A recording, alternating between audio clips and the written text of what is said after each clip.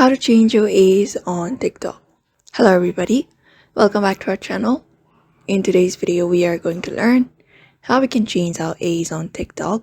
So let's just get started with the video. So if you want to change your age on TikTok, it is a very easy method you need to follow up. First of all, head over to TikTok and then just go over to profile after you open it up, after finding that interface.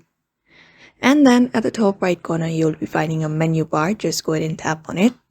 And from this menu, go ahead and select settings and privacy. After that is done, you need to go to account, the first option, and then head over to account information. And here you'll be finding phone number, email, and date of birth. So if you want to change your age, hover over to date of birth, and from here you can go ahead and select your age. So you can just go ahead and enter a new birth year. That will change your age on TikTok. After that, click on save, and that is it.